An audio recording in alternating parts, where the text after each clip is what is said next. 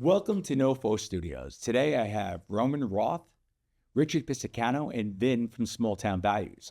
Vin, what are we going to be discussing today? Doug, thanks again for having Small Town Values on your at your studio. Today we have Roman Roth and Richie Pisacano. Roman, I'd like to start with you. Would you tell us about yourself?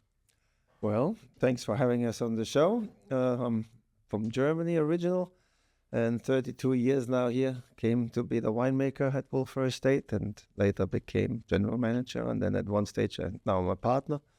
And it's an exciting area. In the meantime, I'm, consulted with many wineries. I'm the winemaker for Roanoke, which is a beautiful winery. And I have my own brand, the Grapes of Roth, which is also one of the great awarded wines on the East Coast. Oh, that's awesome. And Richie, can you tell us about your beautiful winery and what you do? Sure. Thanks for having me. Happy to be here. I was thinking about on the way here how my story began about 43 years ago in the grape growing business, back when it started on Long Island. I started working for an outfit that planted all of the first vineyards out here. My passion was plant propagation, and we started propagating grapevines, so it really drew me in. I planted a vineyard in the early 80s. I was considered the youngest vineyard owner in North America at the time, a very small but very high quality project. Wow. I then went to work for Wolfer Estate in 1997. Been there ever since, and during that time founded, along with Roanoke Vineyards, which was founded in 2000. That's great. Here we are. Well, thanks for coming on the show, guys. Very important to have you guys here. The main reason is thanks to Summer in a Bottle and its successes and the amount of cases you guys produce, you consume a lot of the grapes grown here on the North Fork. Very important, as we don't really have the tank capacity to process all of the acreage that we have planted. So without Wolfer Estate, Summer in a Bottle, the region kind of would be in a little bit of distress. So we want to thank you. We want to thank you for the short time I had in viticulture. Loved working with you guys. But I want to hear more about you, your wines, and your journey. So Roman, again, please, where would you like to take us? Sure. Well, I came from Germany, and when I was on my way to Australia, actually, but there was a job offer in New York, so I thought I'd check it out. And Christian Wolfer, the founder of Wolfer Estate, told me that the Manhattan is half an hour away from the Hamptons, so a little stretch of the truth. But in any case, Just a tad. it got us here. And even at the time, I remember I looked in the library in Germany where I did my master's degree, and to see about Long Island, and after 10,000 books, how many books there are, I found 3 books that had one line. Long Island started in 73 by the Hargraves. That was the only end, 3 tiny literally a sentence about Long Island wine industries. I said, it's certainly not very well known. And when I came here, we started basically in a Morton barn in a metal building, very primitive. We made 3,000 cases the first year. There were, I think, maybe 12 wineries on Long Island at that time, maybe 14, but it was certainly a much smaller industry. And, well, we started with 3,000 cases, and we realized quickly that quality is the way to succeed. You cannot compete with quantity against Central Valley and Australia and California and all these different areas. So that was one thing. We had a little fortunate move too, that the first year we made a dry rosé, which at the time, those were the days with sweet white Zinfandel, and this everything sort of rosé was treated like an evil stepchild. And that's how it tasted. So if you put specially an effort to make rosé and you deliberately made a rosé, you certainly could see it tastes much nicer. And that was the start at the time. But the prejudice was huge. People, in New York, they didn't want to touch Long Island wine with a stick. It had to be French, had to be, a big name to show that impress your guests and that you have style and money. Right. And so Long Island had to find its way. And No region is built overnight, of course. So that was the start. Well, later, then when Richie Pisacano came on board in 1996, 97, that really changed our whole trajectory with quality and with a dedication to the vineyard. And that's the start. If you have a great vineyard, this is, I think, what has set Wolfer Estate apart from many places is that everybody can make good wine in a good year, but we've been very fortunate and fought hard in our vineyards to make great wines in the tricky years, and I think that has been part of our success. So that's it. And here, 10 years later, can talk later about Summer in a Bottle, but that's what changed then the whole production on Long Island and how far we're going to 36 states now. And back to you. So how you make good wine in a bad year relies a lot on your vineyard manager. And Richie, you've done great things at Wolfer and Roanoke and make great wine. You guys do a great job as a team. So a little bit more about you, please. Yeah, I appreciate that. It was an interesting evolution, the relationship with Roman and I.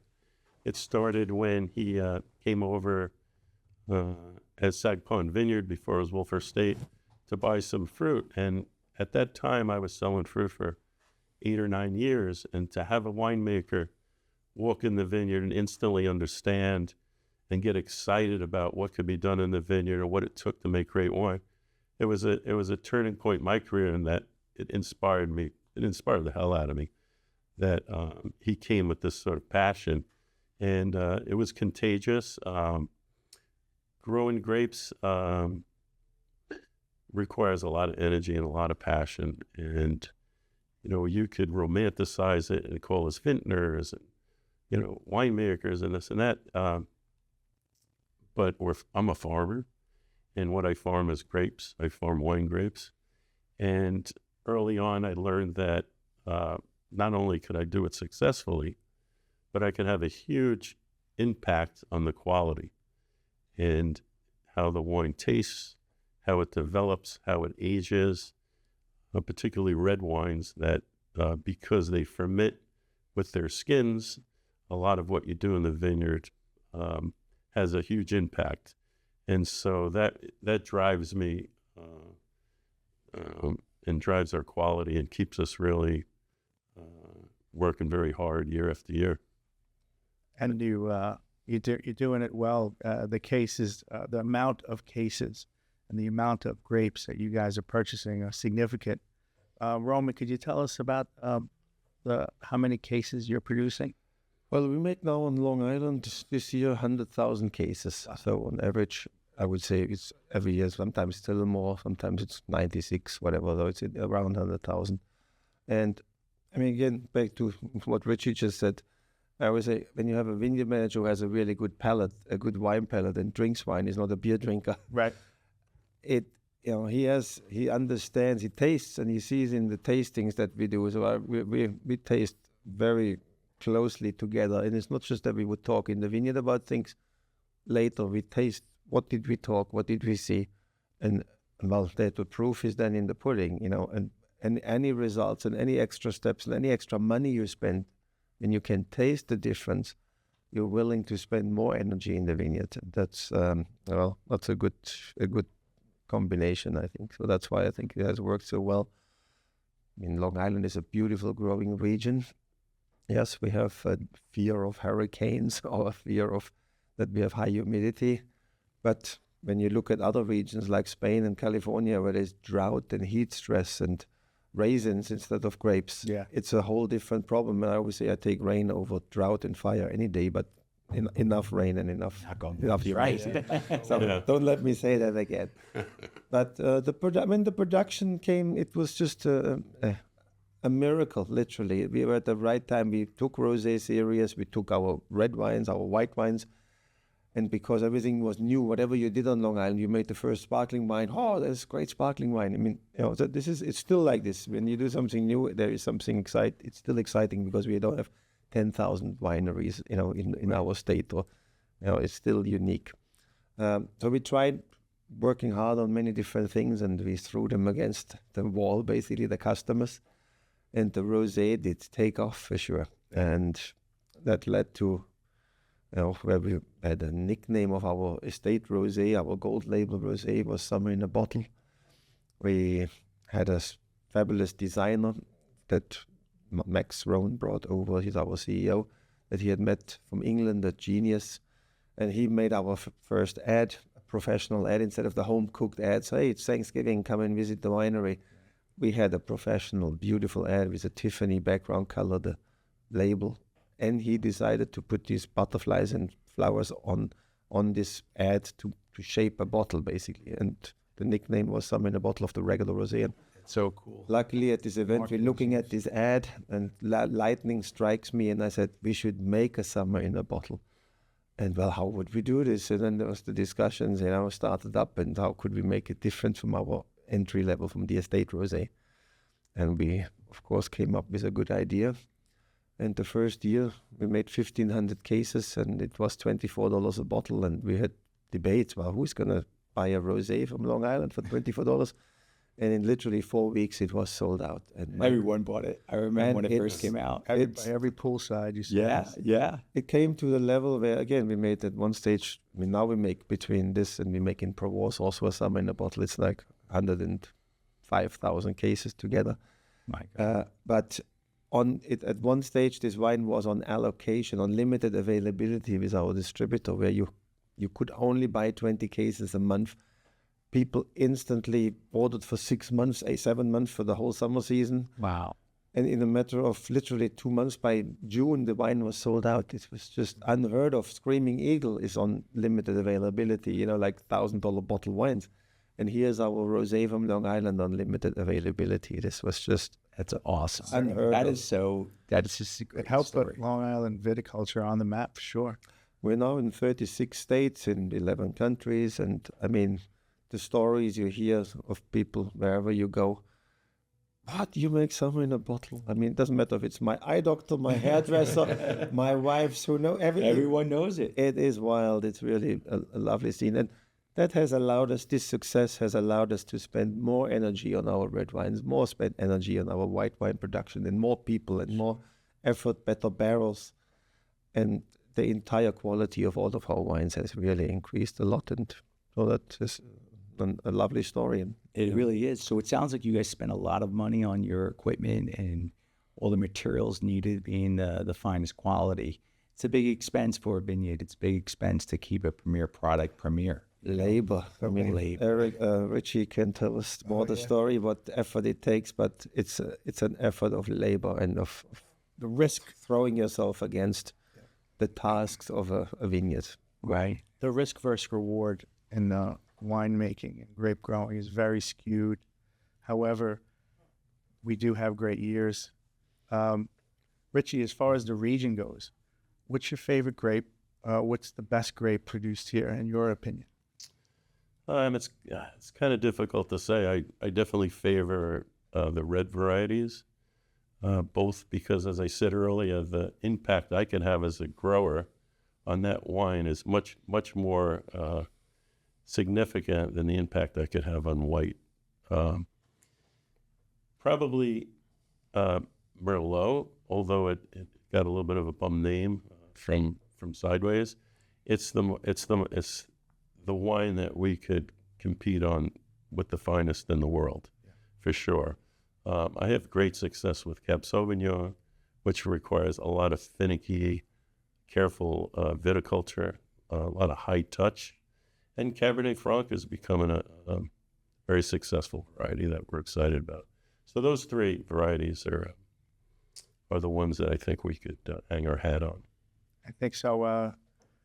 Roman, you wanted to say something? Well, just two quick things. I mean, for the whites, Chardonnay, Sauvignon Blanc, Reds, Cab Franc, Cab Sauv, Merlot, I think the main, and Cab Sauvignon is doing better and better with climate change. We're getting warmer seasons where we even have the average growing degree days where we have been above average growing degree days, above Napa Valley average growing degree days in 2011. This year, I think we are on track.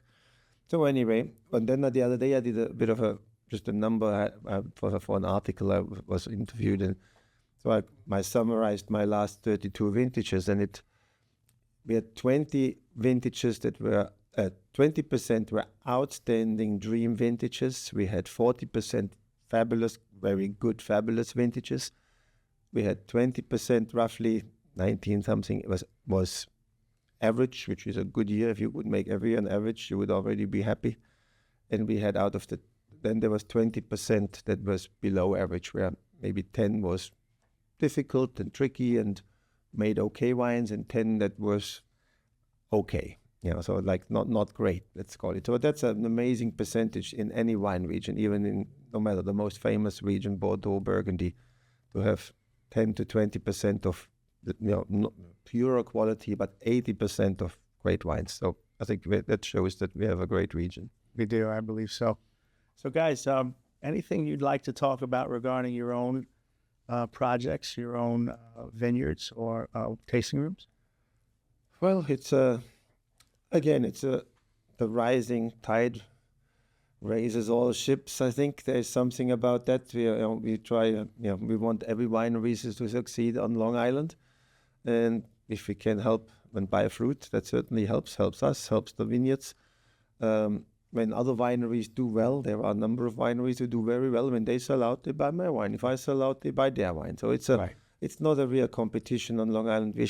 We work close together. We should work even closer together to promote this region together. Yeah. If it would have been up to me, it would have been all called East End of Long Island instead of North Fork and South Fork, Hamptons and North Fork. But that ship has sailed. But anyway, I love the collaboration, though. Hold on, it hasn't sailed, because I think in the way the economy is heading, more businesses, especially, and I categorize farms in small business. The economy is taking a toll. The labor threshold is going to really hurt a lot of farms out here today. I think we can all work together, and I would love to see a few pioneers and successful farmers and vineyard owners to take the reins of a project like that. Roman, do you still think something like that could work? Well, totally. Ultimately, when you have a small vineyard, it would be better to have one great vineyard manager who works with 2 or 3 little vineyards instead of having 3 mediocre vineyard managers, for example. That's one thing. Our success and our dream that we will be 100% sustainable has now led that we're working with all sustainable part of the sustainable wine growing on Long Island groups.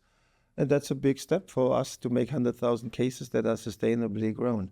So that has come by an energy and an effort from wineries and I think this is where it will head, that you have to share winemakers, you will have to share equipment, you will have to share vineyard managers in the long run to be really successful. And why shouldn't you do this, share?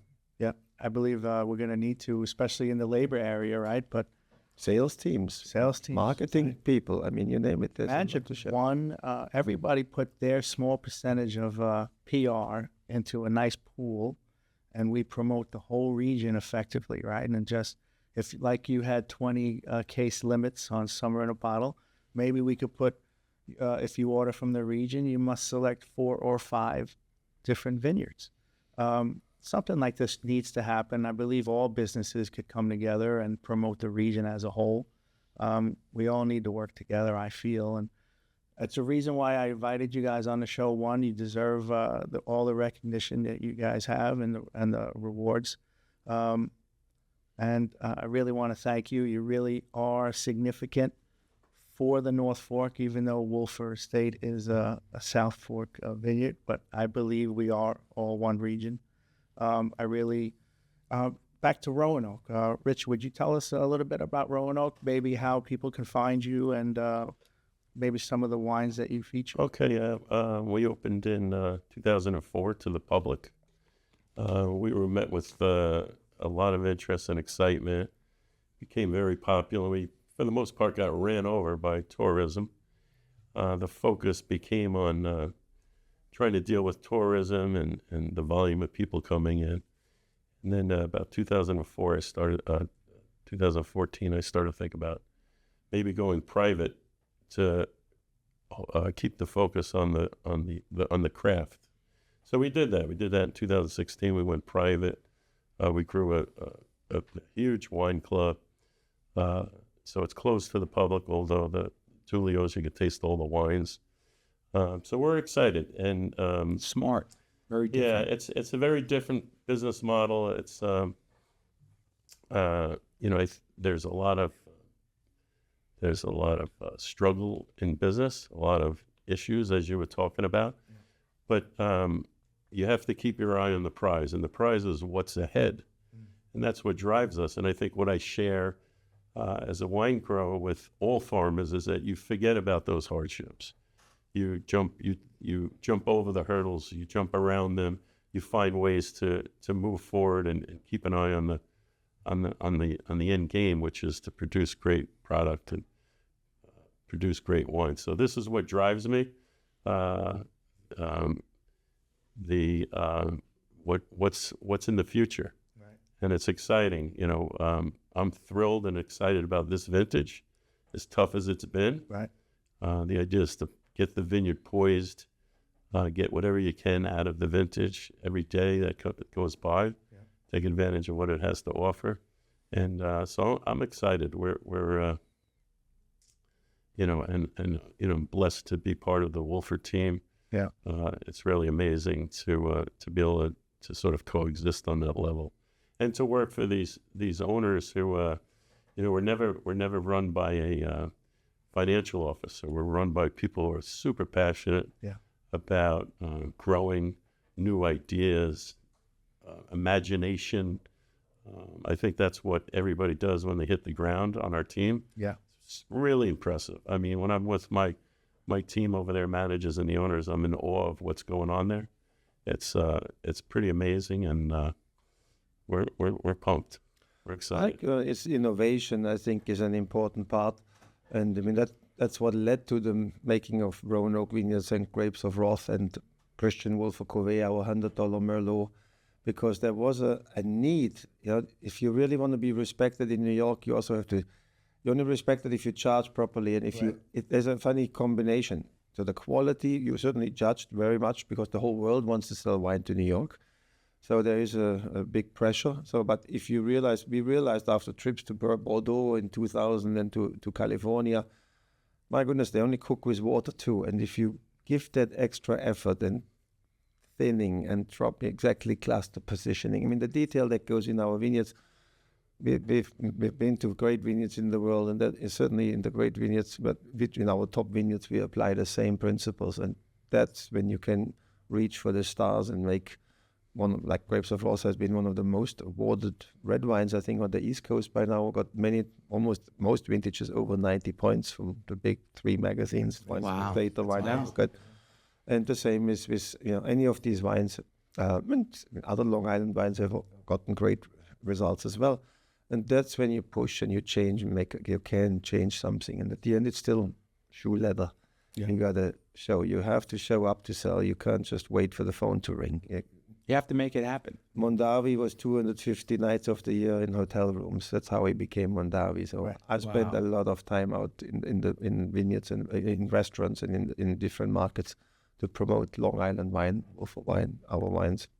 Tremendous amount of dedication and time spent to build a brand, right? And especially when your product, like yours, is a brand where wine's been made for a long time, beer's been made for a long time. It's hard to recreate something.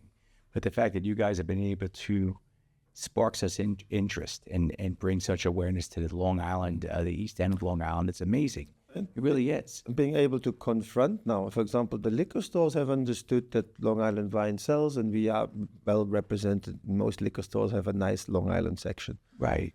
Restaurants, my goodness. As many restaurants who don't have any Long Island wines, many who have maybe 1 or 2. I mean, luckily, this quite often the Wolford wine, but it's an embarrassing. If I have visitors from Germany, I have to go to a restaurant. Hey, what's wrong with the New York wines? Right. What's wrong with Long Island wines? There's no wines on the list. I said, nothing's wrong. The restaurant's trying to be pretentious, or I'm not sure what the issue is. It's a big effort that we all have to still put in, that we change. And I literally now go to the restaurant and I ask the owner, what have you done to build a local food and wine region? Yes. And they can't say anything, most of them, nothing. And then finally they're taking now 4, 9, 12 Long Island wines, Wilford wines, Long Island wines, both. And that's It's so changing true. something. And you know what's funny? I mean, we all know in the restaurant business, the margins on food are very thin, very, very thin, overhead cost. Wine bars make money on selling drinks, and it not support a local winery if you're going to pour wine really is a disservice to the community because it supports the community, it supports jobs. If your winery's busy, then there's jobs created. It's and it's a really important. short-sightedness because it's the summer region, so we have 3 busy months. Right. But the other 8, 9 months, if we would spend effort of building our own food and wine destination, Forget about it. in the summer when the hotel room in the Hamptons costs $1,500, in winter it costs $400. Or here I'm sure it's pretty similar. Similar, yes. 600, 800 versus 200. You would get people coming off season because they can find New York wines. They can go during the day walking on the beach. Then you go to a winery or two. And at nighttime, you could go to a restaurant and finally you sleep in a local Airbnb or breakfast or It hotel. supports our local economy. It really does. You know, Vin and I had people on the show talking about farming and sustainability of farming and even sustainability of wineries, right? If people aren't buying the wine, then you can't hire people to work. And it all trickles down. But what do we do with the grapes that we grow? And then the vineyards aren't viable, and then we're closing vineyards. The quality goes down. And it's also that, if there are restaurants who have no Long Island wine and they're full with guests in the summer, and the guests don't even realize that there's no wine, no Long Island wine. Right. So there's something we have to still reach out also to the public, and that's what I said. But it's no point doing ads to come to the wine Right. region if the restaurants don't carry the wine. Well, that's why I want this show to generate some publicity for the region, for both agriculture and small business. We develop little short clips that you could see on Nofo Studios that really put out with your social media, Roanoke social media, Nofo Studios, and kind of create a buzz. There really isn't anything around, sadly, that promotes the region. Right. And I think we can do it here. Yeah, We can because do it business together. owners, we can collaborate. We can get do the it word together. out. Because I'll tell you, if somebody wasn't from the area and they saw the Summer in the Bottles, beautiful bottle it's just, Vin, can you hold that up? I mean, This is our 10-year anniversary bottle. it's because gorgeous. It's the 10th year. It has a bit of a Jackson Pollock splatter of color on top of it. It's really nice. It's beautiful. But I mean, that's, it's funny because, when you hear about Starbucks, right? They don't have any marketing budget. Their marketing budget that goes into brick and mortar, and their cup is their advertising, right? I mean, that bottle is beautiful. For a local restaurant or restaurateur to not display stuff like that, it's a shame because if I saw that bottle, I know my wife, if we didn't know, we'd be like, oh, I'd like to try that. I'd like to check that out. That looks pretty cool, right? So, I think that it's really important that people appreciate the amount of time it takes into designing something like that, the creativity that it took, and the fact that it is a hit, right? People want to see a product. They want to be able to touch it, smell it, taste it, and I'm really excited you guys were on the show today, guys. Thank you so much. There's this pivotal moments where you have, we go now to many states, there's more attention in other states than ever before for New York wines. That will bring more people here. I think it's time for us, we're planning to do a symposium this winter with the local restaurants where we can figure out, hey, let's work together. Maybe we can have a budget together. Yes. And then start to promote the region. We're happy to help. Please let us know how. We'll share anything and everything you put out, and happy to collaborate with you on the planning as well. I want to say, you guys, when I was tasked to handle a harvest and you were our sole customer, not only were you gentle in the process and helping me in my first season, but you guys are gentlemen. You guys work great as a team. I'm happy to know you, and I look forward to continue to drinking all of your great vintages. We're not sure who's the good cop, Richie. That would be you. You both played. No, Richie, you did good too. Thanks, guys. Thank you. Thank you so much for your time and keep up. Well, the great go work. New York State. Yeah. That's it. Go New York. State. Go New York, guys. Buy Long local. Island. That's it. Thanks, guys. Thank you so much.